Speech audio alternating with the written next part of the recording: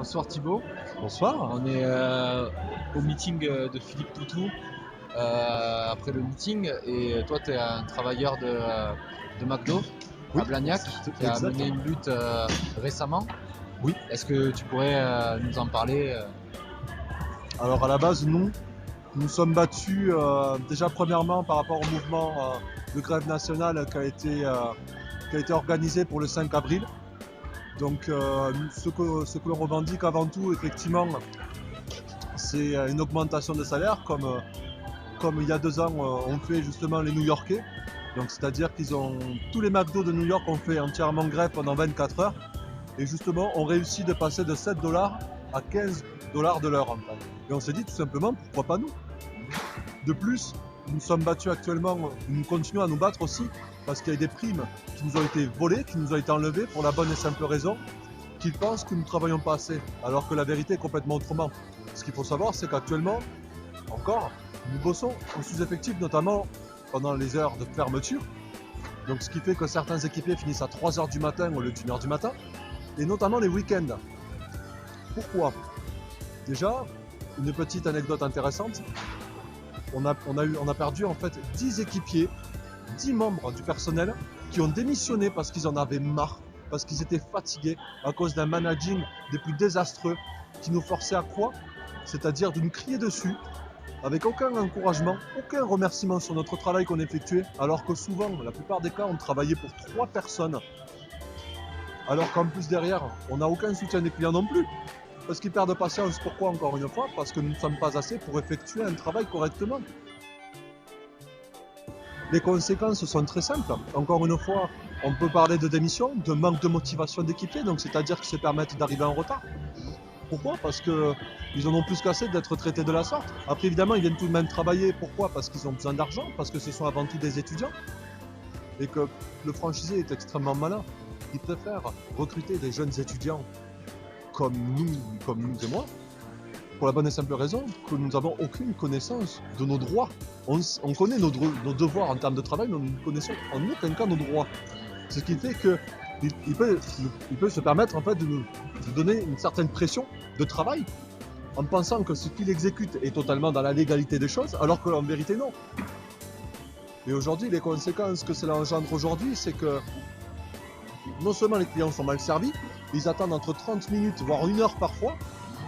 Pourquoi? Parce que non seulement on est passé, mais en plus on n'est pas motivé à travailler. On n'a aucun soutien financier, on n'a aucun soutien moral et on n'a aucun soutien en termes d'infrastructure. On travaille dans des endroits qui sont minuscules, on se bouscule. Limite, parfois on a envie de se taper à la tronche pour aller chercher les frites d'à côté. Rien n'est à notre avantage à l'heure actuelle. Alors, c'est-à-dire que, effectivement, surtout grâce à la CGT qui nous a apporté les médias, nous avons pu en fait avoir le soutien justement des médias, ce qui nous a permis que la direction s'est rapidement remis en question et ont de suite voulu négocier. Pour la bonne et simple raison qu'ils ont compris qu'aujourd'hui nous sommes une unité, nous sommes ensemble. Là où nous avons réussi un grand exploit, c'est que des personnes avec des motivations différentes, avec des situations différentes, nous avons réussi à trouver un point commun, un combat en commun, et de pouvoir prouver que même si nous sommes jeunes, même si on n'est que des employés, c'est nous qui avons le pouvoir. C'est en étant ensemble et une unité qu'on peut se battre contre une direction.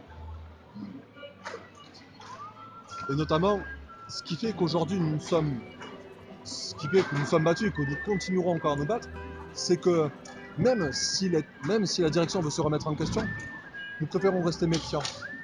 Parce que lors de ce rendez-vous que nous avons eu mercredi, il y a certaines choses qui ont été expliquées, comme par exemple les augmentations de salaire, et la direction nous a clairement dit que c'était le franchisé, que c'était McDonald's France qui gérait entièrement en fait justement les salaires des équipiers et des managers. Alors qu'en regardant un peu plus sur internet et en ayant des informations de la CGT, on a compris qu'en fait c'était surtout le franchisé. Ce qui explique qu'aujourd'hui, par exemple, dans un franchisé concurrent, les salaires sont différents que sur un autre concurrent, justement. Donc c'est là où, justement, même si Actuellement, nous sommes en position de force. On peut garder les pieds sur terre et se dire que le combat ne fait que commencer. Aujourd'hui, le message qu'on me donnait, avec la grève qu'on a effectuée aujourd'hui, c'est qu'en étant ensemble, on a le pouvoir de changer les choses.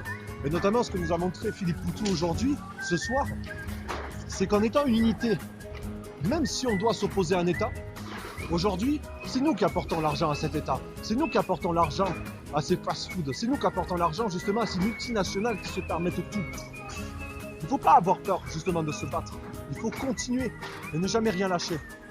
Le problème aujourd'hui, c'est qu'on a peur parce qu'on n'a pas l'expérience. On ne connaît pas assez nos droits. Mais je peux vous assurer, en tant qu'autiste, autiste Asperger, qui a voulu se battre contre McDonald's, qu'aujourd'hui, on est sur le point de gagner, et ce n'est pas pour rien. Et aujourd'hui, je vous demande de prendre l'exemple et de continuer ce combat.